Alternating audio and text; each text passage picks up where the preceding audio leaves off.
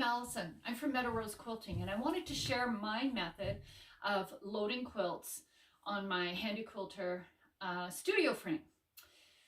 This is a compilation of a number of different methods that I've seen and been taught. This is what I do. This is what I teach in my studio. I have never had any problems. So let me show you. First thing is, I want to start off with my 3 layers of my quilt. I have my backing fabric,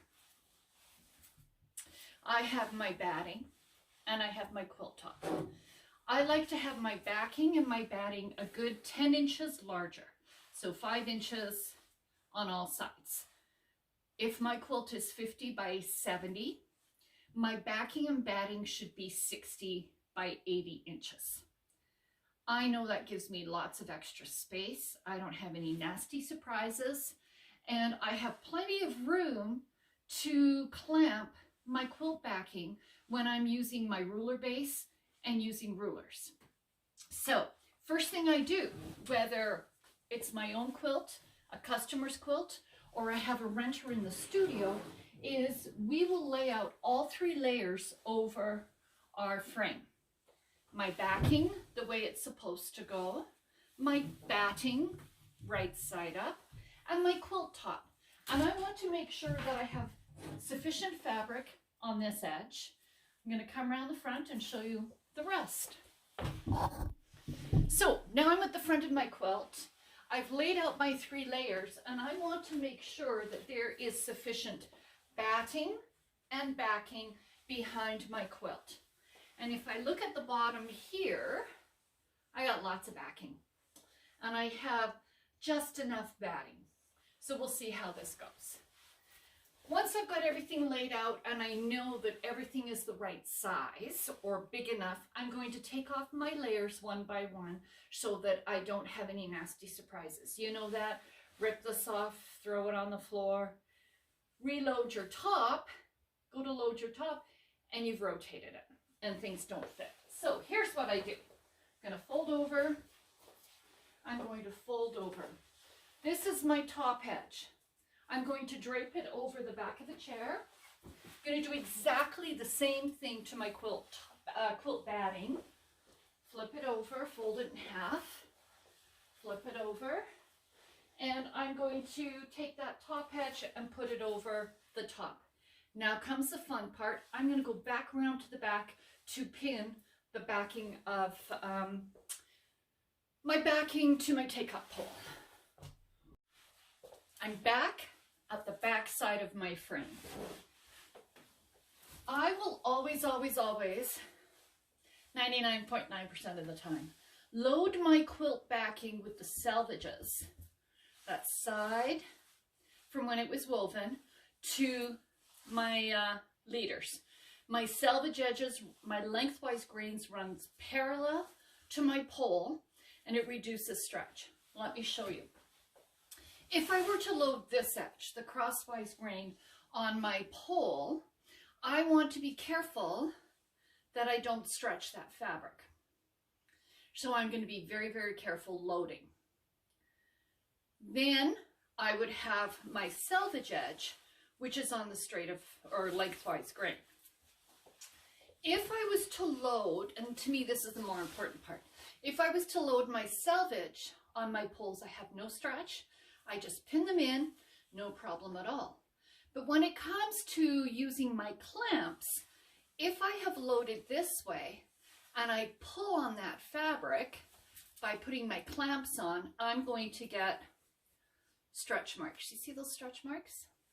If I load my selvage on my poles, when I put my clamps on, I get very little in the way of stretch marks. That's my excuse, and I'm sticking to it. I do have the center, you can't see it, but I do have a mark marking the center of my backing or my pole. But what I want to do is I just want to find that generally. I'm not being super exact. I am just going to match up that center kind of with the center. I don't want to have a nasty surprise, get one side loaded, go to do the other, and I've run out of leader. So I normally will pin top and bottoms matching. But what I'm doing right now is just real quick to show you. Once I have it all loaded and I'm done filming, I will probably come back and throw some more pins in, but then again, maybe not. So I'm just gonna sew, and what I'm doing is I am matching the edge of my selvage fabric with the edge of that leader fabric. Now, the nice thing about doing it this way is I don't have to worry about whether my fabric is cut straight. I don't have to worry about keeping that layer from stretching, that edge from stretching if it was a crosswise grain. I always leave selvage top and bottom. If I'm going to piece my backing, I will sew with about a 1.5 inch seam allowance. And then what I will do is I will just give it a quick press, and then I will tear off that extra seam allowance that I don't need. So my backing is all pinned. I'm just going to throw it down here and come back around to the other side. Okay, so I've got my backing loaded to my take-up pole. You notice my mistake already, but actually I don't use it as a mistake anymore because of how I load. So let's just roll this up. I've engaged my ratchet, and all I'm doing as I'm rolling is I'm making sure that I have something flat here. I'm not looking for air. I'm looking for wrinkles that I'm going to pull out, smooth out. Occasionally I'll go around to the back if there's any wrinkles, and I'll just kind of smooth that out a bit. I'm not worried about the side edges. The reason I'm not worried about those side edges is that these edges, I know I've got a good 5 inches on either side. It may have been torn on one side and cut on the other, and I'll have a nasty waffly edge. This way, I don't worry about it. I know I have plenty of fabric. Now, this is the cutoff. Can you see how straight that isn't? But this is the cutoff from another project that I was working on, a wide back. I don't need all of that fabric, so I cut it off and I'm going to load another quilt. Let me show you how I do. So, what I want to do is I want to take my backing pole, my first one, the belly pole, and I'm going to take my leader and I'm going to wrap it around. Wrap it around my quilt top pole. Make sure the edge of that fabric is nice and smooth. Then let's release this ratchet on the back. What I'm going to do is I'm going to take this and just gently unroll it. Now, if I had 2 selvage edges, one up here, one down here, I would definitely pin the selvage. But okay, so I have rolled up my quilt backing on my take-up pole. There's only one problem, and as I roll this up, can you see what it is? I'm in front of my idler pole. I should always, always, always be behind my idler pole. So let's do this again, because I had to stop the video because I made a mistake. All right, I have wrapped my backing, my belly bar pole, my backing pole, the leader. I've wrapped it around my quilt top. And what I'm going to do is just release this, drape it over, and pin. What I'm looking for here is that this is a nice flat level surface. If I pull it one way or another, I may get diagonal wrinkles. This is one of the reasons that I don't find the top, the middle of the top and the middle of the bottom, simply because my fabric may have been cut crookedly, and I don't want to have any diagonal lines. Now, I'm normally not a throw pins on the quilt gal. But this is faster. I'm talking, and I usually keep those pins in my mouth, which is not a good habit to do. So let's get these in real quick. Again, I would probably throw my pins in just a little bit closer. But you know what? For this purpose, I think it'll work.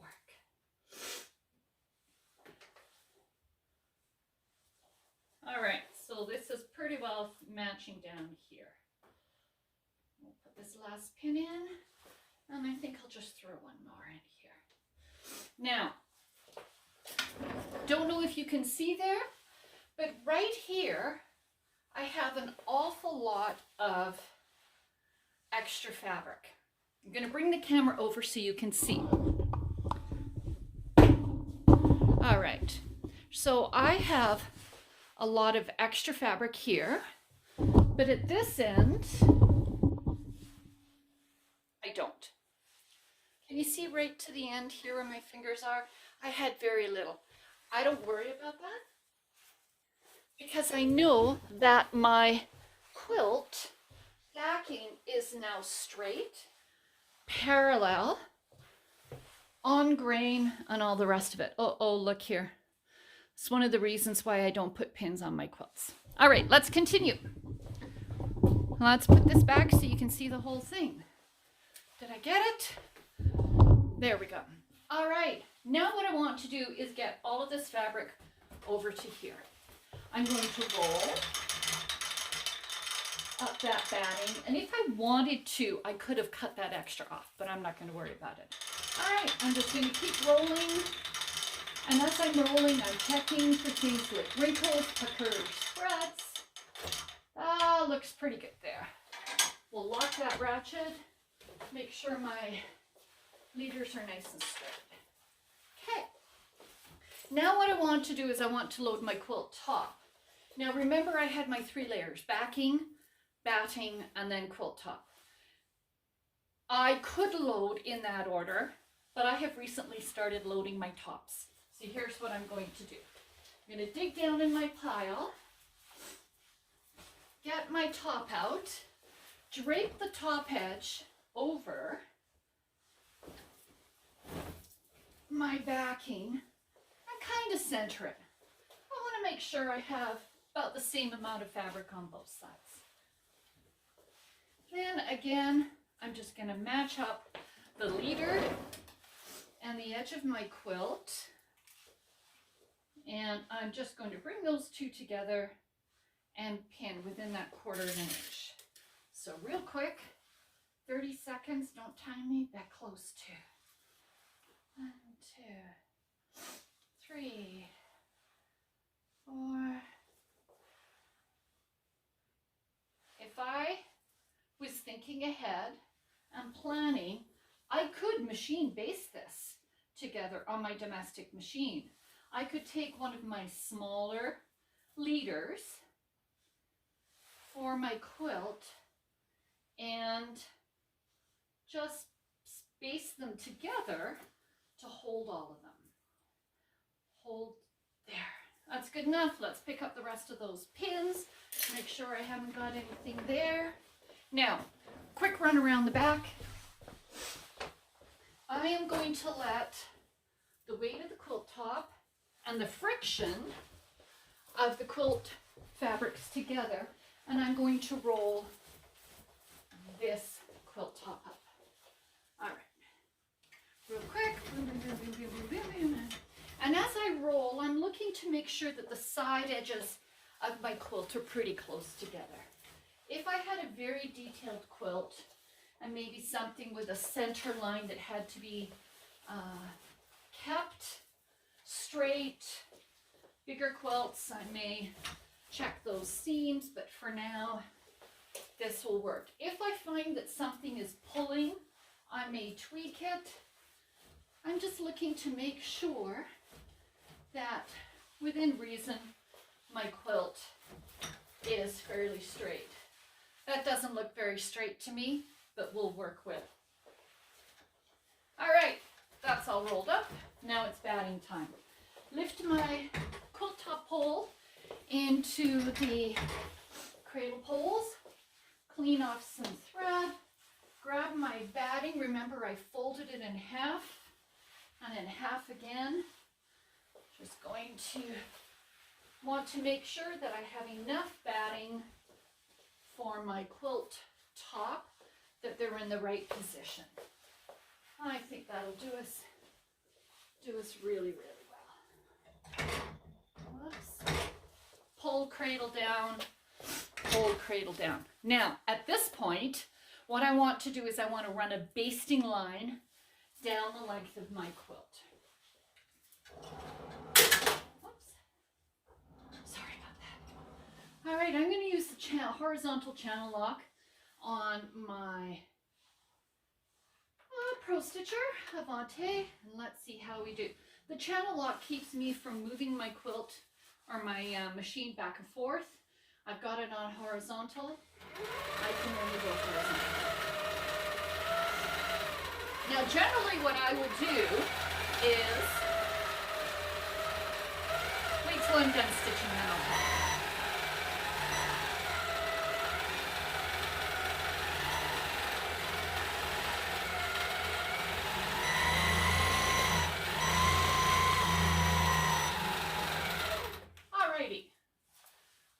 Basted a horizontal line on my batting. So I've got my batting and my quilt backing anchored together. That's given me a line that's parallel to my frame to line up my quilt top. If I didn't take that time and I put my quilt top on kind of crooked, it would start crooked and it would end crooked. So this way I know there's a greater chance that my quilt is straight. It's going to start straight and hopefully it's going to end straight. All right, so now what I want to do is match up my quilt top to that edge. I'm going to throw a few pins just for speed, and I am going to pin the top edge of the quilt to that basting line I just did.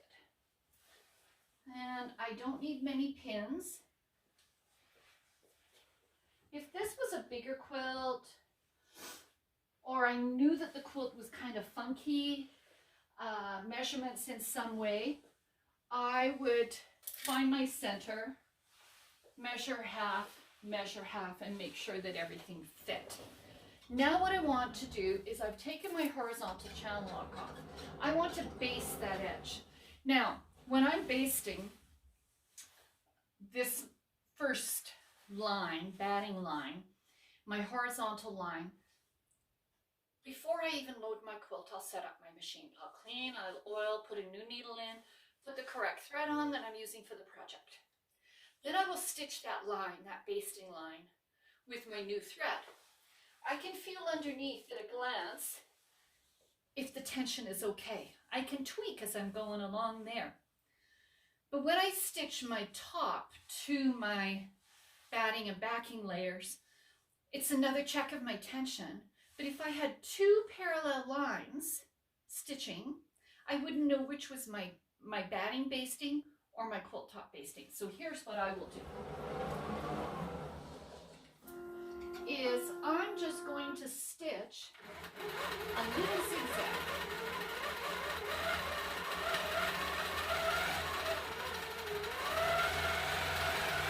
And just stitch a little bit of a wiggle line within that quarter of an inch.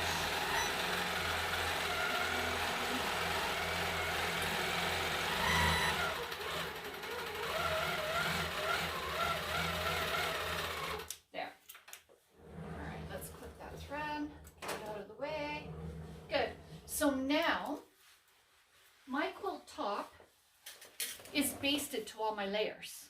I have one unit now instead of 3 separate layers.